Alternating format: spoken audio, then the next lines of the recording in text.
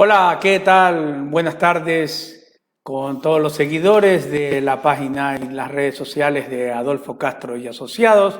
Hoy día sábado 7 de noviembre que hemos retomado nuestro tema de capacitaciones, ya que debido al ejercicio profesional y a un pequeño evento académico que tuvo nuestro expositor peruano, la semana pasada no pudimos salir al aire. Pero una vez que hemos concluido esa audiencia en la ciudad de Esmeralda, a quienes al señor fiscal de Muisne y al tribunal le mandamos un cordial saludo a todos los que nos saludaron desde la provincia verde del Ecuador. Luego, durante esta semana, hemos asumido la representación de una empresa venezolana en la ciudad de Manta y donde vamos a hacer una alianza estratégica con el colega Osaeta y estamos fusionando las dos firmas jurídicas para brindarles a ustedes servicios en el sentido laboral, civil, societario, penal, niñez, tránsito y todo lo que encierne a la rama del derecho. El día de mañana, domingo, esperamos que todos ustedes tengan un encuentro familiar y que sobre todo se cuiden. Recordemos que el estado de emergencia terminó, pero la pandemia continúa. Este programa queremos hacer extensivo nuestra nota de pesar y nuestras condolencias a la familia de los grandes colegas que hoy ya no están con nosotros y que lamentablemente acaban de dejar de existir, como el abogado Jacinto Giler Intriago, quien fue profesional del derecho, que su vida jurídica o profesional la desarrolló en el Banco de Fomento. Quien no lo conoció a Jacinto, un hombre servicial, amable, todo el que necesitaba su ayuda y su consejo, siempre estuvo presto para ayudar.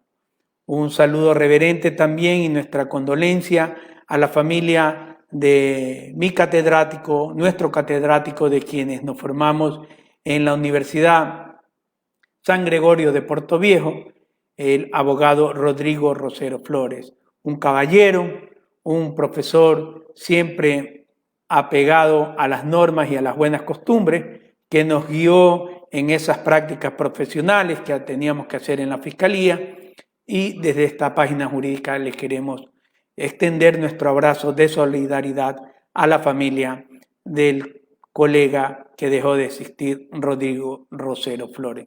Asimismo, como al abogado Giorgi Delgado, una persona que se desarrolló su vida profesional en la cooperativa 15 de abril, muy amable con todos y presto a ayudar a quien necesitaba los servicios de la cooperativa. A todos los familiares de estos tres dignos colegas, un abrazo solidario, que Dios le dé la fuerza y la valentía para superar estos duros momentos que están atravesando.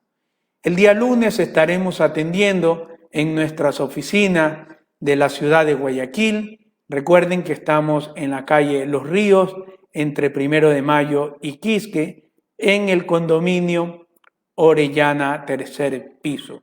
Estaremos durante la mañana y las horas de la tarde y probablemente estaremos también el día viernes en la ciudad de Guayaquil. A todos quienes requieran nuestros servicios profesionales, desde ya bienvenidos a la oficina de Guayaquil. Bien, el día de hoy nos convocamos para tratar un tema interesante en materia laboral, la relación laboral en tiempos de pandemia. Y como no podría ser de otra manera, traemos a un experto en la materia, es juez de esta provincia de Manabí, catedrático por muchos años, decano de la Facultad de Jurisprudencia, el doctor Jorge Villasís, a quien le damos la más cordial bienvenida y que ya está con nosotros el doctor. Doctor, buenas tardes, bienvenido y gracias por aceptar nuestra invitación. Buenas tardes, estimado Adolfo. Por el contrario, muchas gracias por la invitación. Quiero felicitarte muy fraternamente por este gran esfuerzo que estás haciendo para mantener a los colegas informados de temas tan importantes. Siempre el debate el compartir conocimientos, no el debatir, sino bien hablar sobre temas novedosos que se van presentando en el derecho. Es importante hacerlo entre colegas, no necesariamente dialogar con colegas que en el momento que lleguemos a litigar, sino más bien en estos espacios donde podamos, en algunos casos, unificar el criterio, en otros podemos disentir, pero siempre con la altura del caso. Así que muchas felicitaciones también por todo esa gran labor en materia que estás haciendo, desde luego ha tenido una gran aceptación de todos los colegas de Manaví y he visto con mucha satisfacción que tienes inclusive vendedores fuera de la provincia y del país. Me alegro inmensamente de muchos de ellos. No podía llegarme a tan gentil invitación. Gracias, doctor, por sus palabras y que nos comprometen a seguir mejorando y por sus sugerencias. Cabe destacar a nuestros seguidores y a quienes están conectados que los invitamos a dar compartir a esta entrevista para que llegue a más colegas y también que conozcan que detrás de este programa hay personas como el doctor Jorge Villasís que programa a programa nos aconsejan para seguir mejorando. Antes de entrar en el tema, doctor, cuéntenos un poco qué hace ahora el doctor Jorge Villasís cuando ya no es catedrático ni funcionario judicial. Bueno, sí, efectivamente, hace 4 años me acogí a la jubilación patronal, en este caso, con la Universidad San Gregorio, donde tuve el honor de ser su fundador, ser docente, ser decano por 2 periodos, director académico, y también desempeñar la judicatura por 17 años. Creíamos conveniente que ya en cierta edad es necesario dar paso al costado para que profesionales brillantes como tú y como varios que hay en la provincia sean los que asuman esos retos. Y con mucho gusto he visto cómo en la Universidad San Gregorio todos aquellos que fueron nuestros estudiantes son ahora los que están liderando esta situación y lo están haciendo bastante bien. Luego de eso, sigo ejerciendo la profesión, no litigando abiertamente. En estos últimos años he estado más bien asesorando a empresas en materia laboral, un poco vinculado al área coactiva en el GAD de Puerto Viejo, en CNT, en Puerto Aguas y en CENEL en cierto tiempo.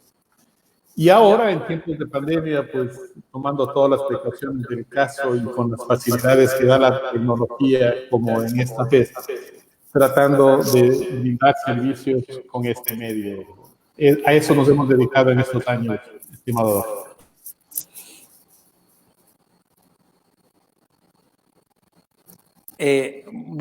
Cuando usted intervenga, voy a tratar de mutear mi micrófono para ver si así corregimos el algo de eco.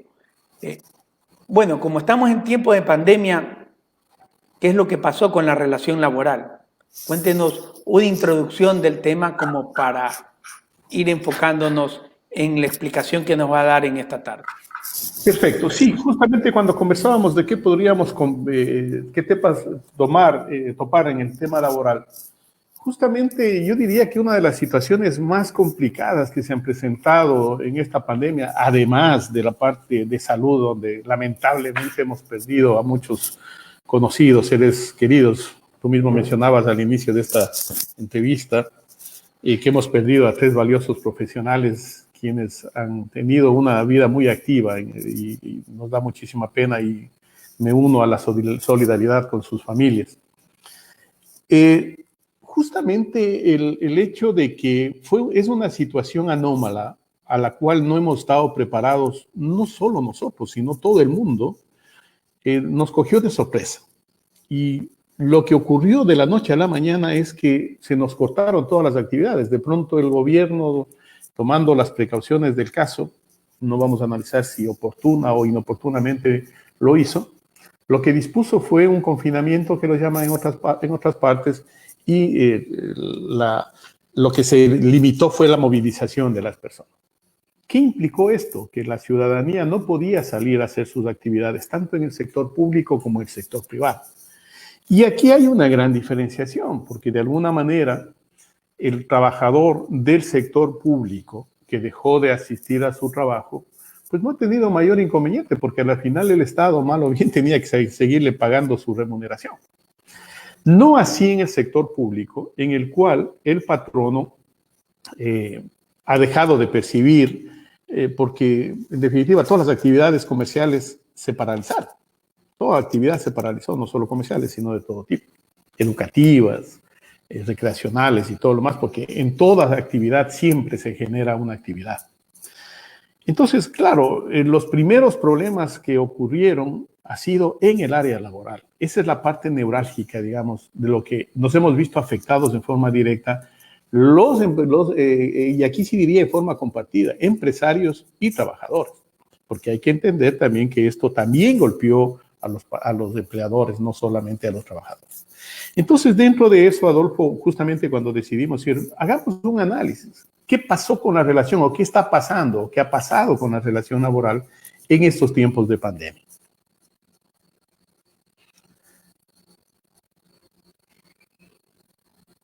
Lo estamos escuchando, doctor. Ya, pensé que tenías algo. Bien, entremos un poco en materia.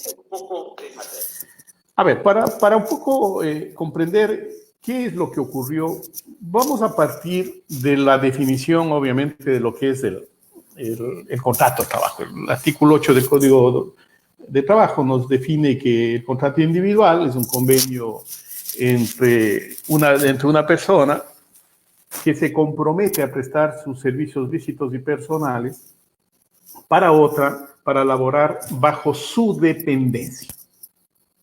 Y hago énfasis en bajo su dependencia porque aquí empieza más o menos el análisis de la situación que ha pasado. Claro, a cambio de una remuneración que, como sabemos, es pactada por acuerdo de las partes o por la ley, en algunos casos hasta por la costumbre. Pues bien, ¿por qué empezamos con la definición del contrato de trabajo? Porque como toda norma, como toda situación que implica la aplicación del derecho, se basa en principios. Y el derecho laboral, siendo un derecho netamente social, se basa en principios que son fundamentales. Y cuando hablamos fundamentales, nos referimos a que esos principios inclusive constan en la Constitución. Y uno de ellos, el principal, el que todos lo conocemos y que no es necesario ser abogado para mencionarlo inclusive, es el famoso principio de la irrenunciabilidad de los derechos del trabajador, que es una norma inclusive que consta en la Constitución. ¿Por qué? ¿Por qué la ley protege al trabajador en cuanto a sus derechos? Porque de la relación laboral, de la definición de lo que es el contrato de trabajo, se establece que siempre, en el momento de que hablamos de que se va a prestar servicios bajo dependencia, implica que en este contrato ya hay una parte que está por encima, entre comillas, de la otra. Es decir, si yo tengo un empleador y un trabajador, no están en las mismas condiciones. ¿Por qué? Porque el trabajador necesariamente va a tener que recibir órdenes, va a tener que estar bajo ese mandato. Y es por eso que siempre se ha pensado que la relación laboral entre empleador y trabajador, el trabajador es el que tiene la parte más débil. Y es por eso entonces que la ley trata de equiparar esa libertad con principios como este, donde le prohíbe renunciar a sus derechos. Ahora bien, si es necesario puntualizar cuáles son sus derechos, es decir, cuál es el derecho de un trabajador. El derecho del trabajador, entre otros, ¿no? Los de trabajar en un lugar saludable, con las medidas de precaución y todos los demás. Ya en el orden económico, remunerativo, tiene derecho a un sueldo, tiene derecho a la 13ª, 14ª remuneración, tiene derecho a utilidades en los casos que proceda, tiene derecho a gozar de vacaciones de descanso mientras le pagan. Es decir, esos son los derechos a los cuales el trabajador no puede renunciar. Y no puede renunciar, e inclusive el mismo Código de Trabajo también ya le protege de otra manera al trabajador y dice que si se produjera la renuncia de algún derecho, no será válida. Es decir, mire cómo la ley va protegiéndole al trabajador de esa inequidad que existe en cuanto a la relación empleador-trabajador. Entonces aquí tenemos un primer derecho, un primer principio fundamental, donde hablamos de la irrenunciabilidad. El otro principio que unos lo llaman el principio de favor, el principio prooperario, que también tiene la misma misión de precautelar a los intereses del trabajador, es el principio prooperario o principio a favor. ¿Qué implica este principio? Indica que en caso de duda, cuando exista una duda entre la aplicación de una norma y exista el juez en un momento dado no tenga la suficiente claridad para resolver, siempre lo hará en el sentido más favorable para el trabajador. Que no se confunda esto con el hecho de que se cree que siempre el trabajador tiene la razón. Eso, desde el punto de vista de los empleadores, así suele ocurrir. Y más bien, desde el punto de vista del trabajador, pensamos que el empleador es el que siempre tiene la razón. Pero en realidad ya esta es otra protección que le da la ley. Hay un principio, y este es, que lo menciona, hay varios, son muchos, son como varios, inclusive los tratadistas, unos más o menos hablan de muchísimos principios, pero esto es de mi criterio lo fundamental, sobre todo para centrarnos en el tema. Es uno que se llama el principio de tracto sucesivo. ¿Qué quiere decir esto? Que al contrario, por ejemplo, de lo que ocurre con la ley orgánica del servicio público, el contrato de trabajo puede suspenderse. Perdón, el contrato, claro, la relación laboral, perdón, puede suspenderse, eso lo contempla la ley, pero no así el contrato de trabajo.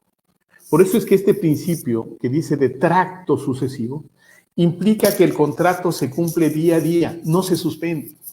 Yo no puedo mantener un contrato por tiempo. Por ejemplo, si en el sector público yo tengo la opción de ir a otra entidad, yo puedo pedir una licencia sin sueldo. Me conceden esa licencia y la relación laboral se ha suspendido.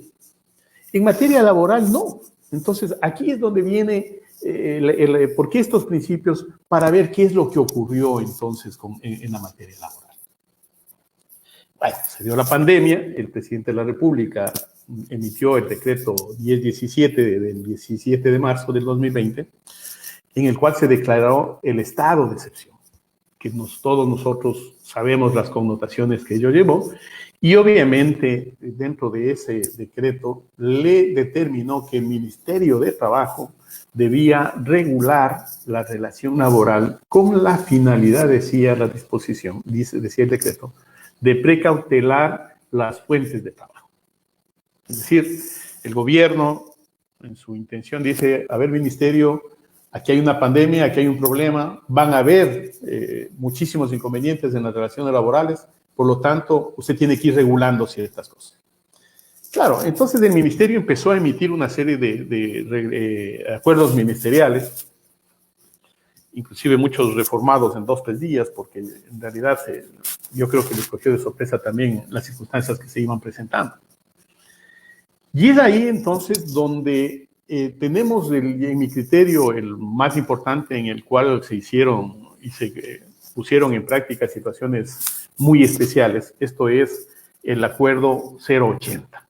Este acuerdo 080, que lo emitió el Ministerio de Trabajo, es el que de alguna manera ha regulado, es el que reformó, transformó de alguna manera la relación laboral. No necesariamente vulnerando el Código de Trabajo, pero sí tratando más bien de aplicar las mismas normas del trabajo, pero adaptándose a la nueva realidad, que en este caso obviamente era diversa y difícil de manejar. Y entonces aquí viene la primera situación que se da, y por eso recuerdan que les mencioné hace unos minutitos del famoso tracto sucesivo, es decir, el contrato de trabajo no se suspende, por principio, nada más que por principio. No por una prohibición legal, no más bien por un principio. Y entonces la primera situación que planteó el ministerio fue la suspensión del trabajo. O sea, ahí ya se suspendió el trabajo. Claro, se suspendió el trabajo ¿en qué situaciones? Se suspendió el trabajo diciendo, usted siga pagando al trabajador, pero usted ya no trabaja. Entonces, aquí ocurrió la primera situación especial en la relación laboral. Muchas empresas, sobre todo en los meses de marzo y abril, ¿sí?, que no se podían abrir por las limitaciones de movilización que existían, Lo que ocurrió fue que esas empresas a sus trabajadores siguieron pagando sus remuneraciones. Entonces aquí ya nació una primera situación especial. Si usted no trabaja, se supone no tiene derecho a una remuneración, pero acá fue una cuestión excepcional. Sin trabajar, el gobierno dispuso que se paguen las remuneraciones, pero aquí nació un derecho más bien ya para el empleador, y aquí es la primera situación especial que se da. Aquel empleador que durante esos meses percibió una remuneración y no laboró, tiene, en muchos casos tiene todavía, porque todavía no se ha ido cumpliendo estas situaciones, tiene la obligación de reponer, de recuperar esas jornadas de trabajo. Es decir, habría que contabilizar. Sabemos que mensualmente son 160 horas, si hablamos, no sería el mes de marzo completo, sería medio mes. Estamos hablando de que efectivamente hay alrededor de 240 horas que tal vez muchos trabajadores sigan debiéndole, entre comillas, a su empleador. Entonces, aquí ya viene una primera situación especial en la relación laboral. Claro, aquí el tema es que cuando retome o retomó el trabajo, el empleador o las actividades, perdón, aquí se produce la primera situación. ¿Cuál es el mecanismo de esa recuperación de horas? Y también el ministerio estableció entonces que esa recuperación se dará con 12 horas semanales, ¿sí? 12 horas semanales adicionales ya a la jornada normal, y también los días sábados 8 horas. Es decir, se permite una recuperación de hasta 20 horas. Bien, perdón. Aquí ya tenemos un primer elemento. Se suspendió la actividad, se tenía que pagar la remuneración y el empleador en la obligación de recuperar. Okay. ¿Qué pasó luego? También el mismo acuerdo ministerial estableció la posibilidad de reducir la jornada de trabajo. Y para esto se tomó el ministerio una disposición ya constante en el Código de Trabajo, el artículo 47, numeral 1, que ya establecía la posibilidad de reducir la jornada de trabajo, pero en la disposición que menciono, solo se permitía reducir la jornada de trabajo de 40 hasta un máximo de 30 horas la jornada de trabajo. Entonces, claro, en el acuerdo ministerial lo que se permite es entonces que se reduzca la jornada se supone, únicamente hasta 30 horas semanales. Quiere decir que si teníamos una jornada de 8 horas, se podía reducir la jornada hasta por 6 horas. Aquí tenemos una primera situación que también quiero que lo tengan en cuenta porque después vamos a comentar algo que se dio ya con la ley humanitaria. Es decir, en los primeros meses entonces lo que el empleador podía hacer es acortar la jornada de trabajo de 40 a 30 horas. ¿Por qué tiempo? Por el plazo máximo de 6 meses, pudiendo ser renovado por otro periodo especial.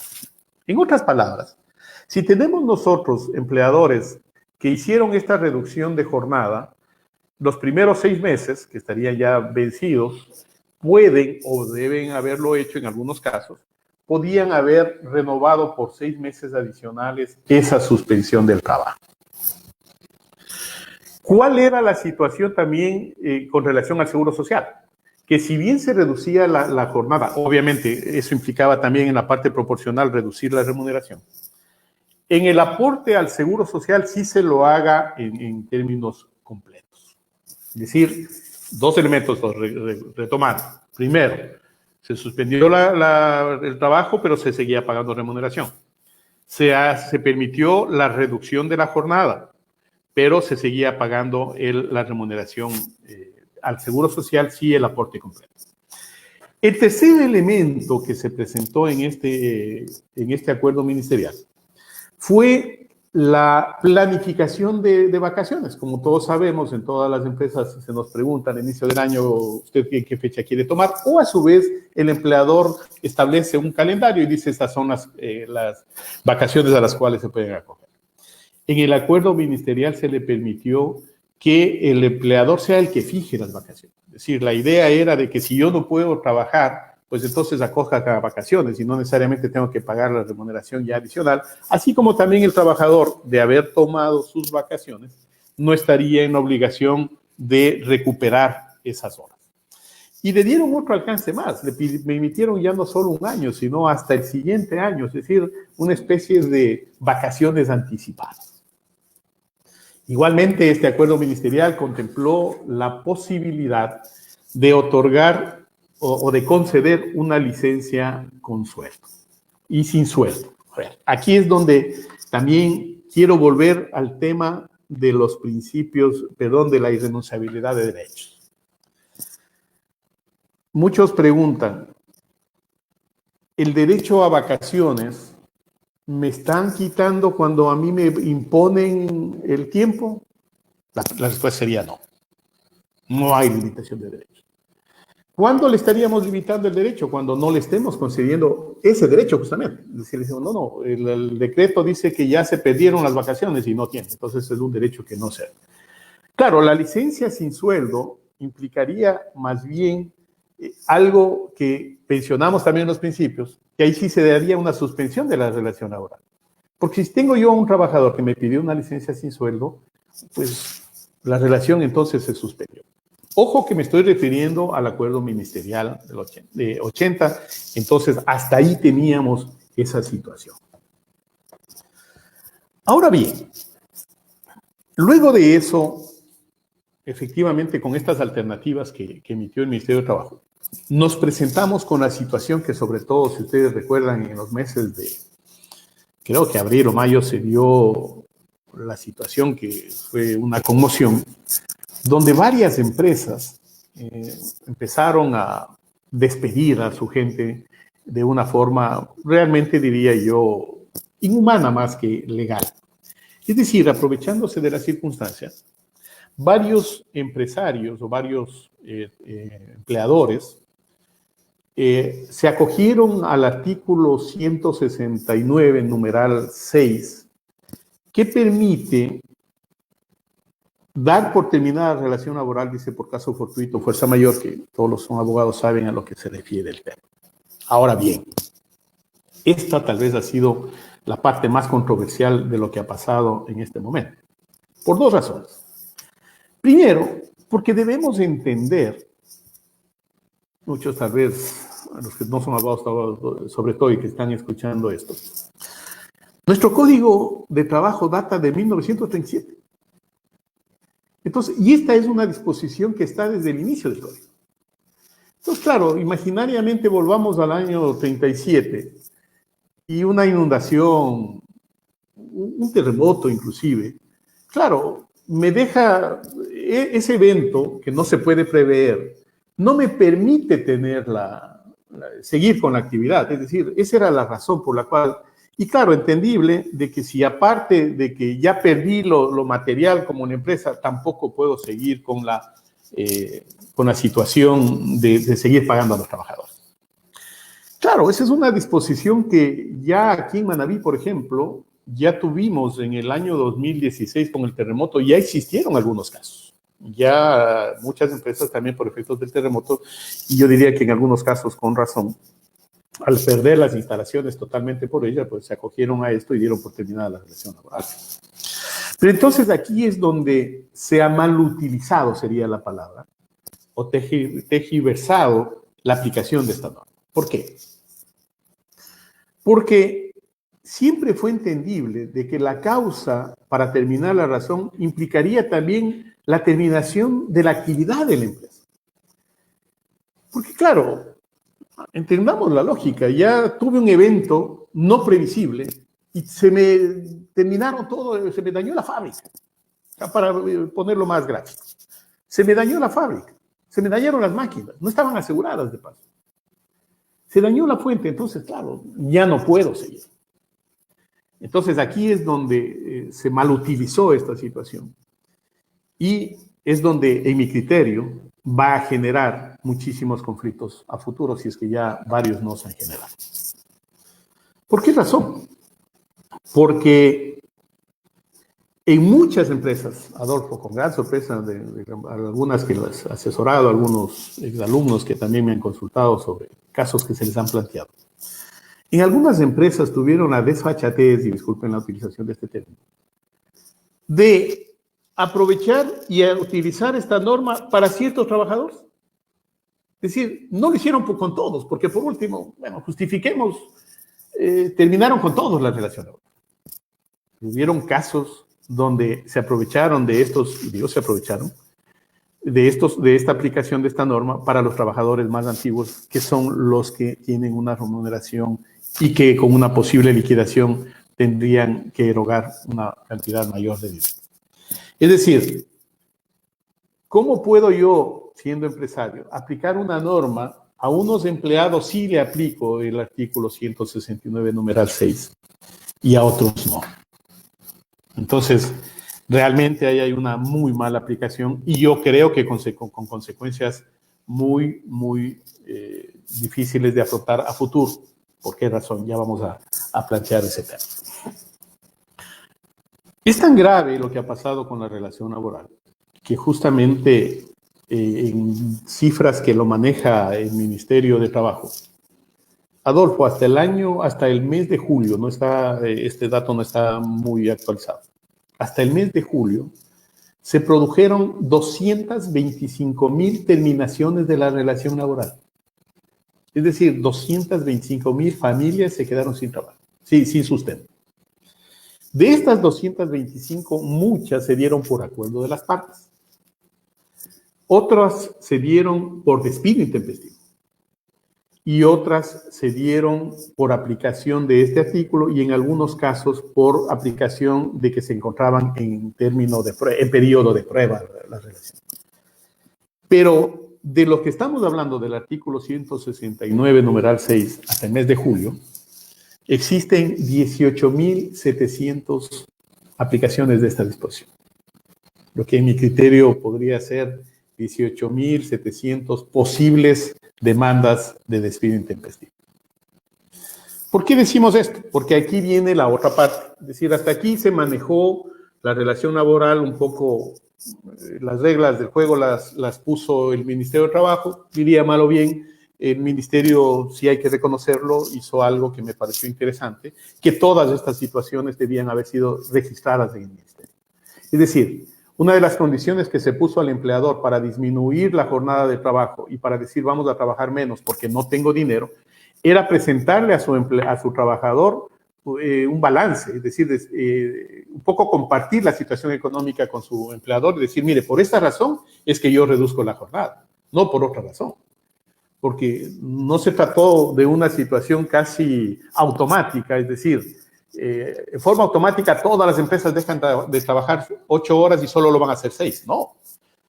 El acuerdo ministerial contemplaba también de que esto debía ser consensuado con su empleador, con su trabajador, explicarle y justificarle, si cabe el término, de por qué hago la reducción.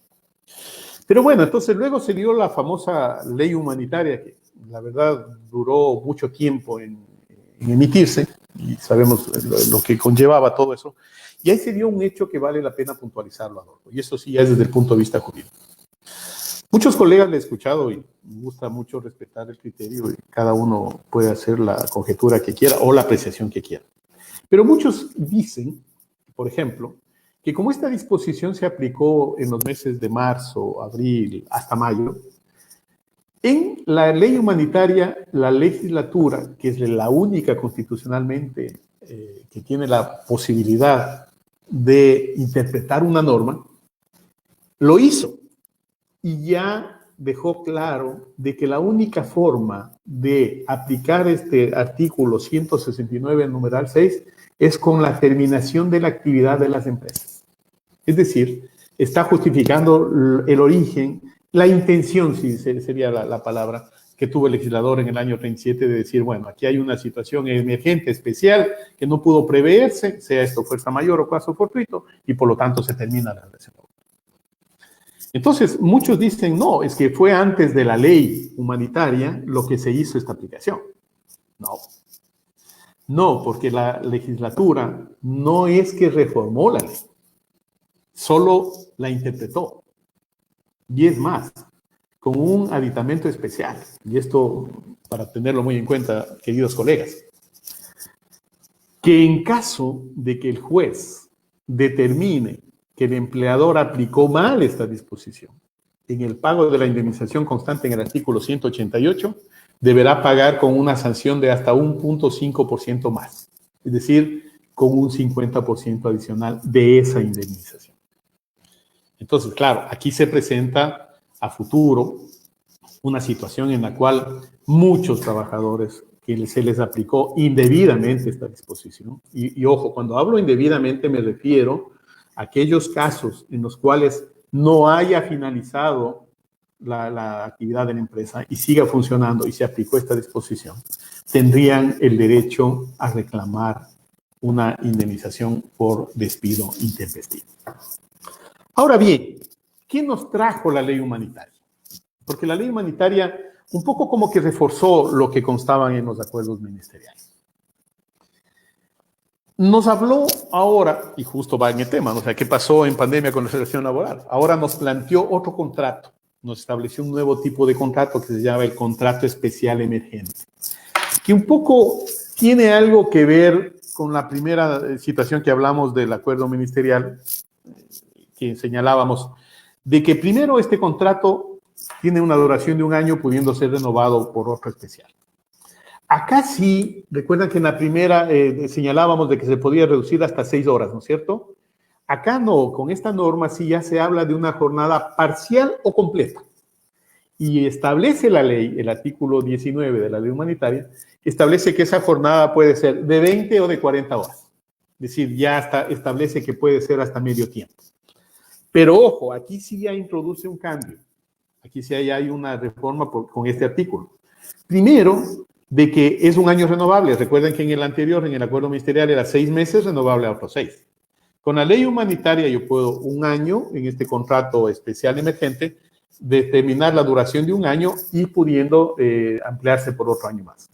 Pero aquí, por ejemplo, ya se habla de que el aporte al Seguro Social tendrá que ser en base al valor de la remuneración. Es decir, si tengo medio tiempo de trabajo, pues la aportación se hará con ese valor. En el acuerdo ministerial nos decían, suspendamos hasta 6 horas, ¿sí? Pero el aporte al Seguro Social es sobre la remuneración total. ¿Qué ocurre con este contrato? 1 año de duración, lo podemos ampliar 2. ¿Qué ocurre después del segundo año? Si continúa ese contrato, se convierte en un contrato indefinido. Eso es lo interesante de este contrato. Ahora, otra limitación que hay en este contrato también es en cuanto a la remuneración. Si bien es cierto, se puede bajar la jornada hasta medio tiempo, la remuneración no puede ser menos del 55% de una remuneración básica en los casos que eso sea. Es decir, yo trabajo 20 horas, pero no puedo ganar 200. Habría que sacar la proporción, será 230, 240 dólares.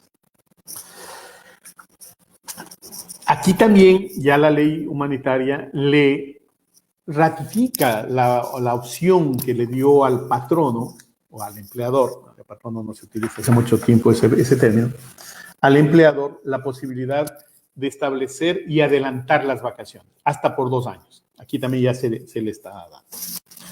Ahora, aquí viene la parte que en mi criterio tal vez es la más compleja de la ley humanitaria y tiene que ver con los derechos del trabajador.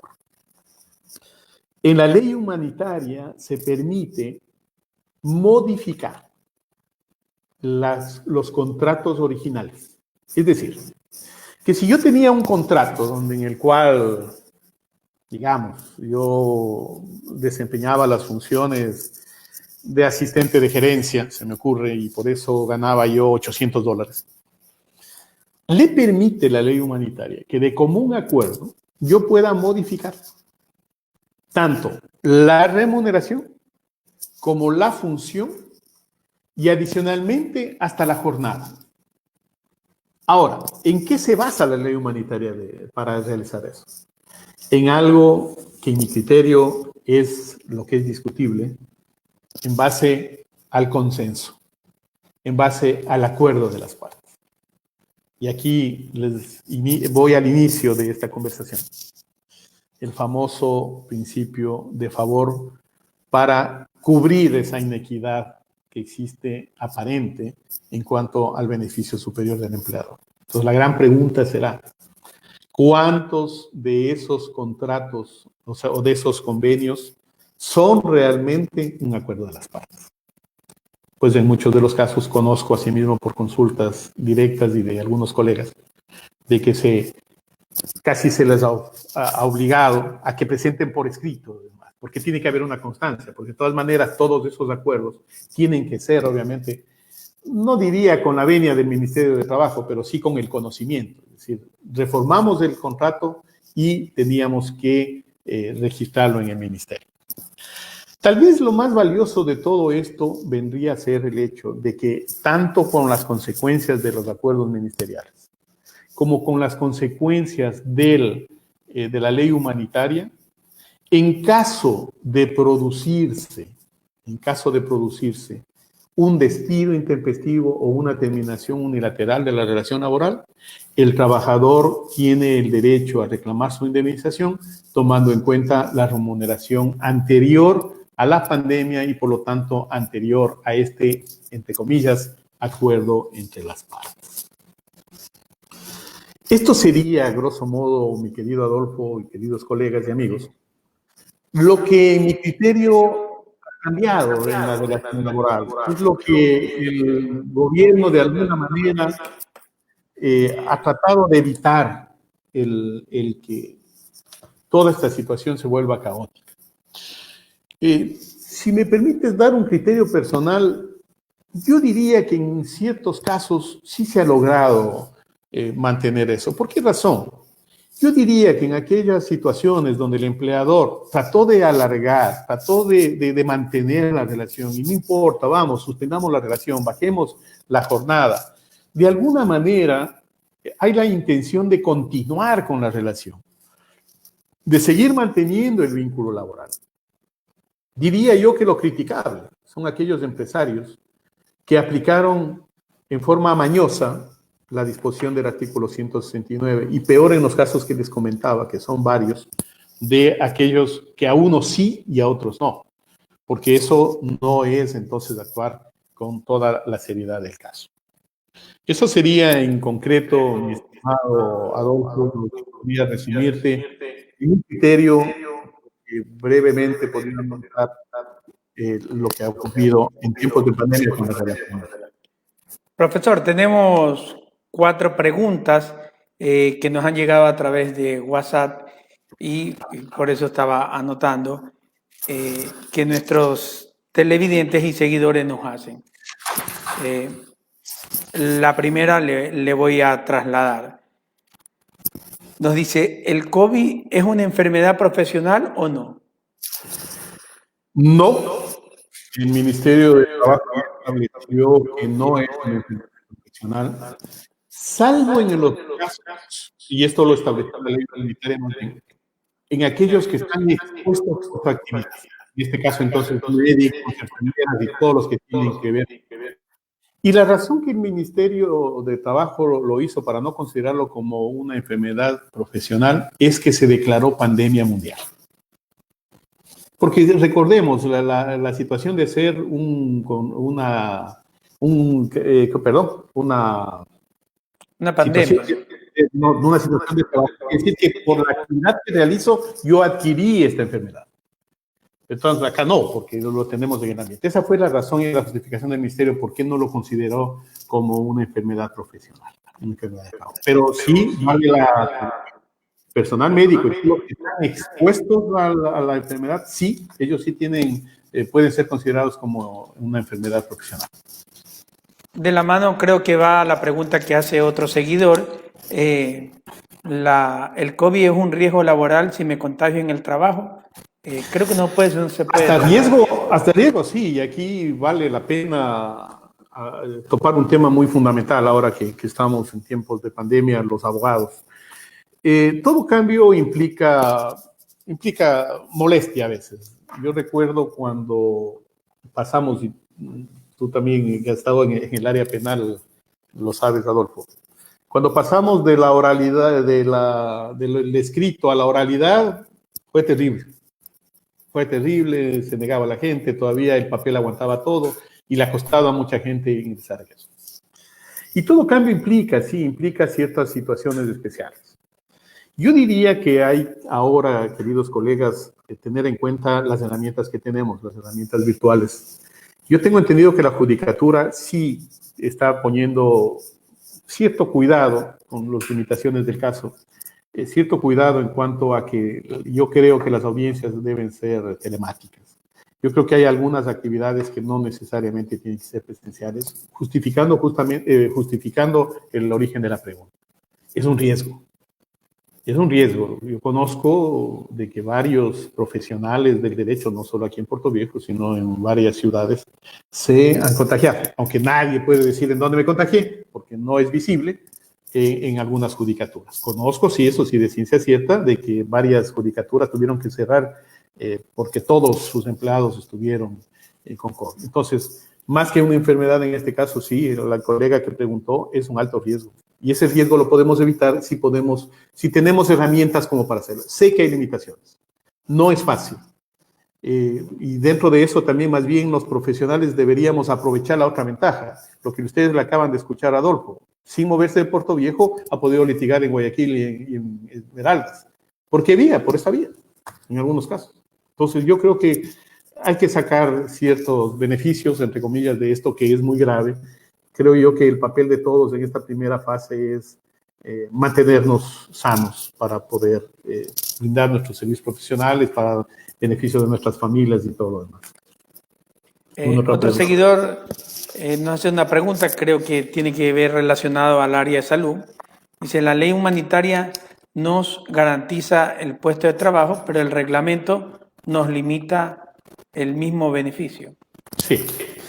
Sí, tienen razón. A ver, la ley humanitaria, como nosotros sabemos, las leyes son declarativas, ¿no es cierto? Entonces, yo recuerdo también que el presidente de la República en una cadena nacional lo anunció, y me parece que una estricta justicia a los trabajadores de la salud se les ofreció, es verdad, se les ofreció a todos los que han trabajado en el área de salud en legalizar, entre comillas, o normalizar su situación laboral. ¿Por qué razón?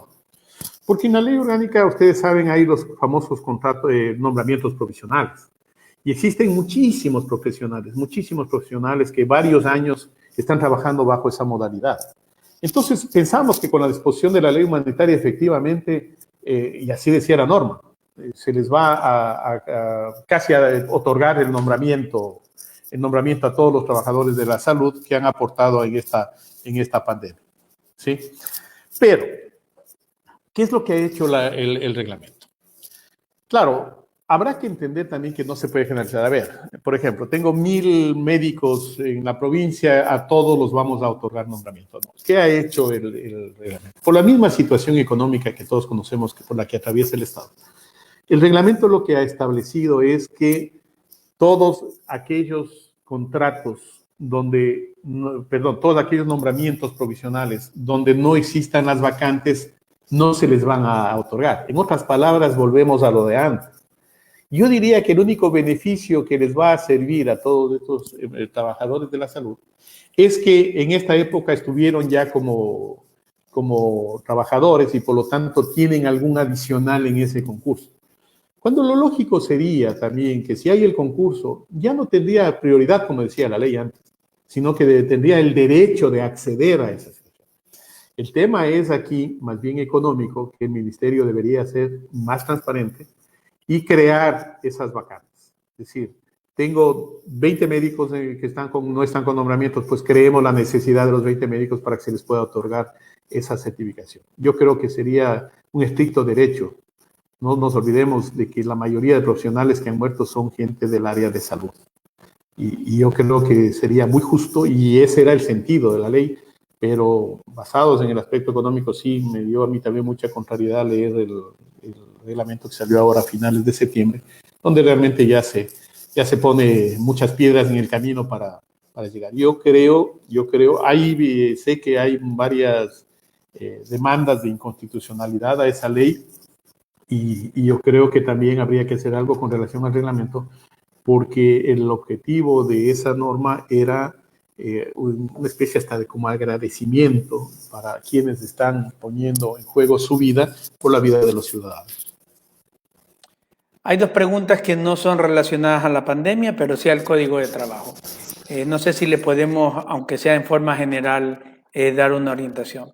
Dice, ¿no cree usted que el Código de Trabajo es un obstáculo para los nuevos emprendedores, ya que es muy sobreprotector en beneficio del empleado?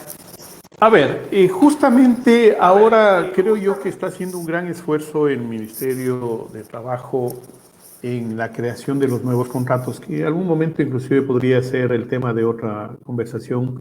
En esta semana acaban de emitirse nuevos tipos de contrato, donde efectivamente el emprendedor, que es un nuevo término que al empresario que inicia se lo ha dado siempre, tiene toda la razón. Lo digo con experiencia propia. Tengo a dos de mis hijos, son dueños de empresas, han emprendido muchos negocios y sí, es verdad, la situación económica es muy difícil. El mantener empresas con sueldos que dependen de los beneficios y que tienen los trabajadores es muy difícil, pero sí. No nos olvidemos algo, que el emprender implica ¿qué? O sea, yo creo que estamos distorsionando mucho el término de emprender. El emprendedor es aquel que va ideando, ¿sí?, nuevas formas de ingresos. A veces nos confundimos y decimos, a ver, yo estoy haciendo comida en casa, la pandemia me obligó, y como me sale muy bien, voy a venderlo. Ok, muy bien, estoy emprendiendo un nuevo negocio, voy a hacer unos bolos de algo especial y los vendo. La pregunta es, ¿eso es un emprendimiento? Diría yo que no todavía, ¿no es cierto? Es decir, es una nueva idea, voy mejorando, voy haciendo las pruebas, vendo, y entonces está bien. De pronto me sirvió como para cubrir necesidades en esta pandemia. Pero un poco alentado por ese espíritu, quiero ir más allá y entonces digo, no, vamos a hacerlo formal. Y entonces es ahí donde a veces el mismo Estado nos obliga a la informalidad. Porque para hacerlo ya formal, ya me empiezo primero a encontrarme con el SRI. ¿Sí? Y ya tengo que sacar una autorización, entre comillas. Ya me empiezo a encontrar con el Ministerio de Salud. Ya me encuentro con el GAD en cualquier parte. Ya empiezo otras instituciones, Consejo Provincial, todos los que tienen derecho a cobrar sus. Lamentablemente, eso es lo que es una actividad. Entonces, claro, la persona que pregunta tiene toda la razón. Sí es un obstáculo. Por eso es que, ¿qué sugeriría yo? Porque el Código de Trabajo no es que afecta solamente a los emprendedores, afecta a todos. En un momento dado, cuando hay mucho ingreso en la empresa, está bien. Pero cuando hay casos como este, donde hay una pandemia y los ingresos, entonces ahí empezamos a vernos situaciones difíciles. Hay muchas otras opciones, por ejemplo, el trabajo asociativo. ¿Por qué no le decimos al empleado que no le puedo mantener todavía como trabajador? ¿Por qué no le propongo ser socio? ¿Por qué no me descargo de esa situación y sigo con mi emprendimiento? Es decir, yo para mi trabajo necesito 2 personas que me ayuden. Porque, ojo, si lo sigo haciendo, yo sigo siendo un emprendedor. Y no tengo obstáculos y ahí no entra el Código de Trabajo. ¿Cuándo ingresa el Código de Trabajo? Cuando quiero crecer, cuando quiero expandir. Pero claro, esa expansión tengo que hacerlo presupuestariamente, viendo si realmente mi emprendimiento va a ser suficiente como para poder cubrir eso que ya se convierte en un derecho de la persona que está trabajando para mí. Pero sí, hay muchas opciones y conozco de varios negocios, no he visto aquí en Puerto Rico, sí en Quito, un par de restaurantes muy grandes que la propietaria ya no tenía cómo seguir, reunió a los trabajadores, digo, aquí tenemos 2 opciones. Cerramos, liquido, les pago cuando pueda o cuando tenga. O la otra opción, nos convertimos en socios, las liquidaciones de ustedes es el capital de operación.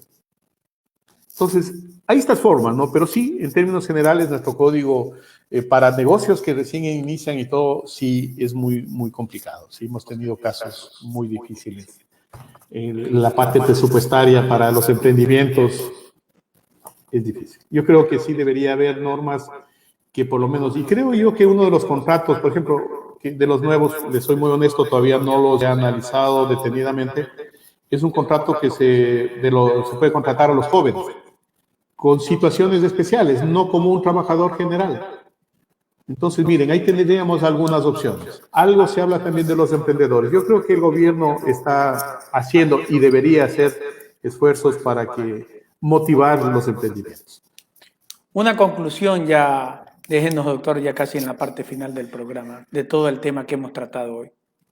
Bueno, lo principal sería que entendamos que la relación laboral, y por eso topé yo la situación de cómo es el contrato de trabajo.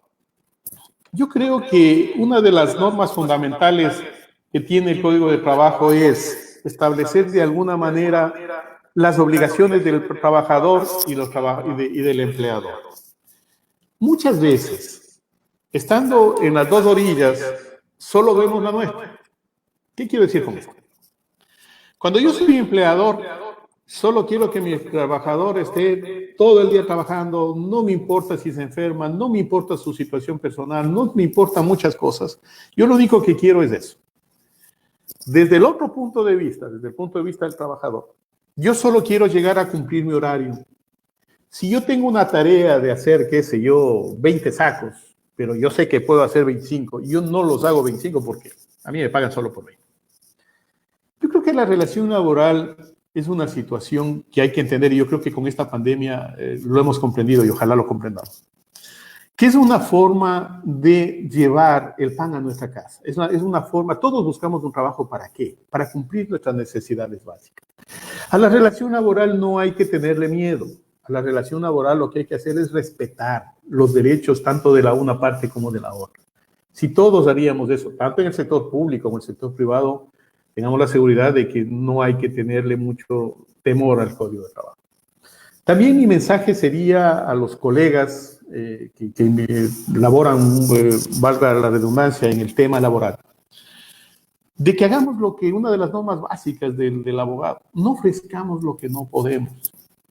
Es decir, le digamos al trabajador, porque sí me parece penoso que tras que perdí mi fuente de trabajo, lleguen donde personas que les ofrezcan situaciones que no son dables. Una de las normas que debemos basarnos siempre los abogados es en la sinceridad. Ofrecerle a nuestro cliente lo que realmente podemos y debemos hacer. Leía como una especie de meme, pero esto es una norma que siempre nos debemos llevar los abogados. Es que cuando nuestro cliente nos pregunte, ¿usted le conoce al juez? Nosotros siempre tengamos la misma respuesta. No, sí le conozco al juez, pero más conozco la ley. Es decir, lo que nos debe llevar a nosotros a defender a nuestro cliente es la ley. No nuestra amistad ni con el presidente de la corte, ni con el juez, ni con el fiscal, ni con el inspector del trabajo. La ley tiene que ser nuestra defensa, y si no podemos hacerlo, debemos tener la sinceridad de decirle y advertirle a nuestro cliente de que no es factible poder defenderle en la forma que él quisiera. Ese sería mi mensaje, Adolfo. Agradecerte por la invitación, desearte muchos éxitos a todos los colegas, que nos cuidemos, a todas sus familias, y que Dios permita que de esto salgamos en el menor tiempo posible. Muchas gracias, mi querido Adolfo. Gracias, doctor, por haber aceptado esta invitación y por guiarnos, aún ya habiendo dejado las aulas universitarias. Siempre debo reconocer que usted es uno de mis guías y de quien me marca el camino de dónde seguir. Y ahora, desde esta plataforma, uno de los que aporta con ideas para cada día ser mejor. Queremos enviar un saludo al doctor César Montúfar, a quien no lo pudimos atender. El programa es jurídico, sí estamos tratando entrevistas políticas, pero lo hacemos solo una vez por semana y los días miércoles, con todo el afecto y el cariño del mundo. Lo vamos a atender en los días que tenemos programados para ese evento.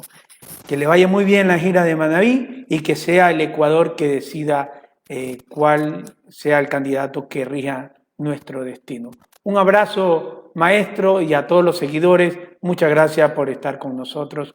Será hasta el próximo sábado. Muchas gracias.